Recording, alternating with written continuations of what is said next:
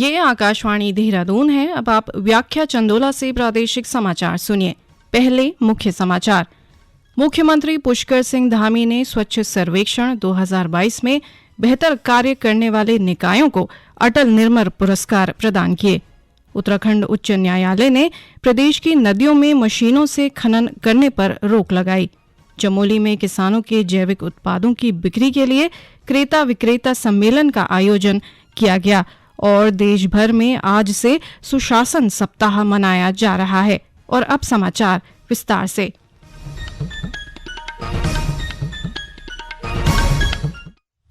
मुख्यमंत्री पुष्कर सिंह धामी ने देहरादून में स्वच्छ सर्वेक्षण 2022 में बेहतर कार्य करने वाली प्रदेश के 9 निकायों को अटल निर्मल पुरस्कार और राष्ट्रीय स्तर पर पुरस्कृत 5 निकायों को स्वच्छ गौरव सम्मान पुरस्कार प्रदान किया। इस अवसर पर मुख्यमंत्री ने अटल निर्मल नगर पुरस्कार की धनराशि को 1 करोड़ से बढ़ाकर 2 करोड़ रुपए करने की घोषणा की। मुख्यमंत्री ने कहा कि केंद्रीय सेवा के पेंशनरों के भुगतान के लिए राज्य वित्त आयोग से 1% की धनराशि उपलब्ध कराई जाएगी। मुख्यमंत्री ने कहा कि केदारनाथ, बद्रीनाथ और गंगोत्री में यात्रा काल के दौरान कार्य करने वाले पर्यावरण मित्रों को भोजन और गर्म वर्दी के लिए अतिरिक्त मानदेय दिया जाएगा। उन्होंने कहा कि प्रधानमंत्री आवास योजना शहरी के लाभार्थियों को भी आवास बनने के बाद सामान के लिए 5-5 हजार रुपए की प्रोत्साहन राशि दी जाएगी। शहरी विकास मंत्री प्रेमचंद अग्रवाल ने कहा कि प्रदेश के विकास में निकाय बेहतर भूमिका निभा रहे हैं। उत्तराखंड उच्च न्यायालय ने प्रदेश में मशीनों से खनन पर रोक लगा दी है। मशीनों से खनन करने को लेकर दायर जनहित याचिका को सुनने के बाद मुख्य न्यायाधीश विपिन सांघी और न्यायमूर्ति आरसी खुल्बे की खंडपीठ ने ये फैसला लिया। नदी तट पर मशीनों को सीज करने के साथ ही न्यायालय ने इसके लिए सभी जिलाधिकारियों को आदेश जारी कर दिया है। राज्यपाल गुरमीत सिंह ने आज देहरादून में 11वीं अखिल भारतीय पुलिस तीरंदाजी प्रतियोगिता के समापन समारोह में विजेता टीमों को पुरस्कार प्रदान किए। प्रतियोगिता में राजस्थान पुलिस के रजत चौहान और आईटीबीपी के तुषार शिल्के पुरुष वर्ग में संयुक्त रूप से सर्वश्रेष्ठ तीरंदाज रहे। महिला वर्ग में बीएसएफ की टूटू मोनी बोरो प्रतियोगिता की सर्वश्रेष्ठ तीरंदाज रहीं, जिन्हें राज्यपाल ने मेडल देकर पुरस्कृत किया। राज्यपाल ने कहा कि तीरंदाजी को भारतीय संस्कृति में धनुर्विद्या के नाम से जाना जाता रहा है और इसका उद्गम भी भारत की धरती से हुआ है। इस मौके पर पुलिस महानिदेशक ने बताया कि प्रतियोगिता में 19 राज्यों की पुलिस टीम सहित सशस्त्र बलों को मिलाकर कुल 26 टीमों ने प्रतिभाग किया। 14 से 19 दिसंबर तक चली इस प्रतियोगिता में कुल 316 खिलाड़ियों ने प्रतिभाग किया, जिनमें 196 पुरुष और 120 महिला खिलाड़ी शामिल हुए। उत्तराखंड देश का पहला ऐसा राज्य बन गया है जहां 500 मीट्रिक टन क्षमता वाली मोबाइल स्टोरेज यूनिट को सफलतापूर्वक स्थापित किया गया है। खाद्य विभाग एवं संयुक्त राष्ट्र के वर्ल्ड फूड प्रोग्राम द्वारा आयोजित कार्यक्रम में खाद्य मंत्री रेखा आर्य बतौर मुख्य अतिथि सम्मिलित हुई। इस दौरान खाद्य मंत्री ने कहा कि खाद्य विभाग और वर्ल्ड फूड प्रोग्राम के बीच फरवरी 2020 में विभिन्न बिंदुओं को लेकर एक एमओयू पर हस्ताक्षर हुए थे। एमओयू के तहत हासिल उपलब्धियों पर कार्यक्रम में गहनता से चर्चा की गई। प्रदेश में एएनएम, वार्ड बॉय और नर्सिंग अधिकारियों के रिक्त पदों पर राष्ट्रीय स्वास्थ्य मिशन के माध्यम से 25 जनवरी से भर्ती प्रक्रिया शुरू की जाएगी। स्वास्थ्य मंत्री डॉक्टर धन सिंह रावत ने पौड़ी और रुद्रप्रयाग जिले के स्वास्थ्य विभाग की समीक्षा बैठक के दौरान ये जानकारी दी।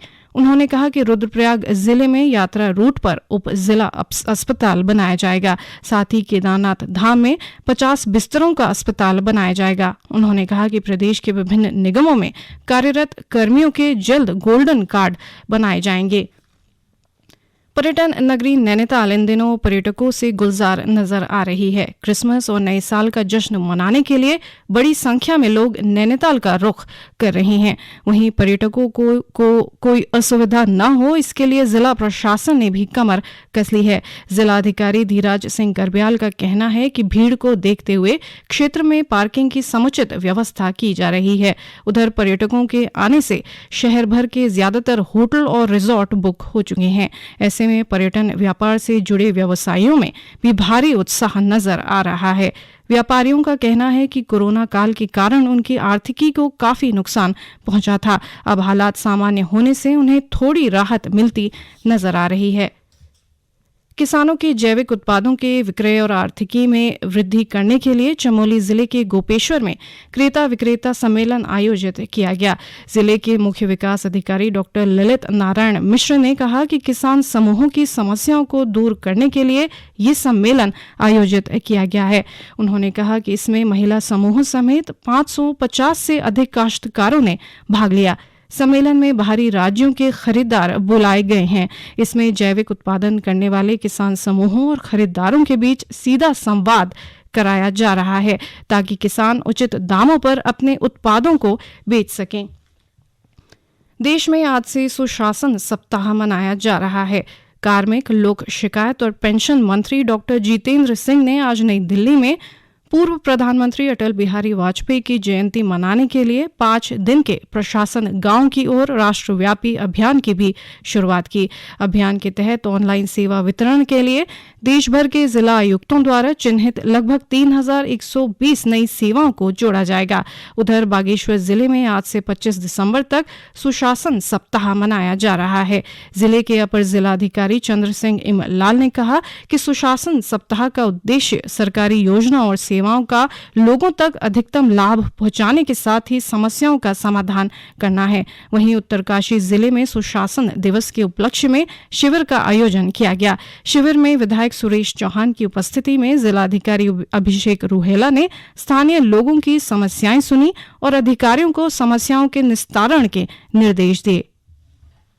सुशासन सप्ताह की शुरुआत की गई है आज और जन सामान्य की समस्याओं का निवारण करने के लिए शिकायतों की सुनवाई की गई है। 51 शिकायतें आज प्राप्त हुई हैं और सभी पर हमने आवश्यक कार्रवाई करने हेतु संबंधित विभागों को निर्देश भी दिए हैं और कुछ शिकायतों का मौके पर ही विभागों द्वारा कार्रवाई भी की। टिहरी जिले के सुदूर क्षेत्रों के ग्रामीणों को अब बेहतर स्वास्थ्य सुविधाएं मिल सकेंगी। इसके लिए 122 सामुदायिक स्वास्थ्य अधिकारियों की तैनाती की गई है। जिले के 202 स्वास्थ्य उपकेंद्रों का उच्चीकरण किया गया है। उच्चीकृत हुए इन केंद्रों पर टेलीमेडिसिन के माध्यम से डॉक्टरों की सलाह पर मरीजों का इलाज किया जाएगा। इसके साथ ही परिवार नियोजन, टीकाकरण आदि की भी सुविधाएं उपलब्ध होंगी। जिले के मुख्य चिकित्सा अधिकारी डॉक्टर संजय जैन ने बताया कि सामुदायिक स्वास्थ्य अधिकारी की नियुक्ति से जिले के सुदूर ग्रामीण क्षेत्रों के लोगों को बेहतर स्वास्थ्य सुविधाएं समय पर मिल सकेंगी। अभी हमको राज्य सरकार के द्वारा 122 सीएचओ और मिले हैं, जिनकी नियुक्ति इस समय स्टेट लेवल से हुई है। जनपद लेवल पे उन लोगों को अपने अपने ब्लॉकों में जो हेल्थ एंड वेलनेस सेंटर है उनमें पोस्टिंग प्रदान की जा रही है। इन लोगों के पहुंचने से हमारे हेल्थ एंड वेलनेस सेंटर करीब 166 सेंटर हमारे कार्यशील हो जाएंगे। तो उस क्षेत्र की जो जनता है उसको हेल्थ एंड वेलनेस सेंटर की जितनी भी सुविधाएं हैं वो सभी हम अच्छी तरीके से प्रदान कर पाएंगे। हरिद्वार जिले में आज नशा मुक्त उत्तराखंड विषय पर जागरूकता रैली निकाली गई। रैली में सैकड़ों स्कूली बच्चों और एनसीसी कैडेट्स ने हिस्सा लिया।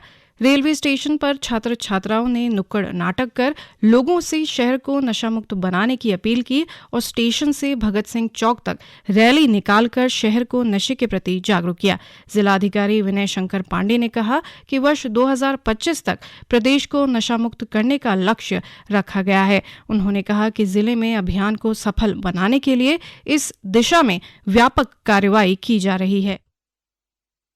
नशे के विरुद्ध जो अभियान है जनपद हरिद्वार में भी तेजी से चल रहा है। पिछले 1 माह से आपने देखा होगा कि इस दिशा में काफी बड़े पैमाने पर कार्रवाइयां की जा रही हैं। नशा एक ऐसी चीज है कि इसमें कार्रवाई के साथ साथ जन जागरूकता बहुत इंपॉर्टेंट एस्पेक्ट होता है और उसी कड़ी में आज ये बहुत विशाल रैली निकली है। युवाओं में और बच्चों में जिनको कि नशे का गुलाम बनाने के लिए जो सबसे सॉफ्ट टारगेट होते हैं उनको जागरूक किया जाए कि वो किसी भी दशा में इनका सेवन न करें। उत्तरकाशी जिले में देर रात भूकंप के हल्के झटके महसूस किए गए। नेशनल सेंटर फॉर सिस्मोलॉजी के अनुसार भूकंप की तीव्रता 3.1 मापी गई। भूकंप का केंद्र टिहरी जिले के पिंसवर बाल गंगा रेंज के अंतर्गत था।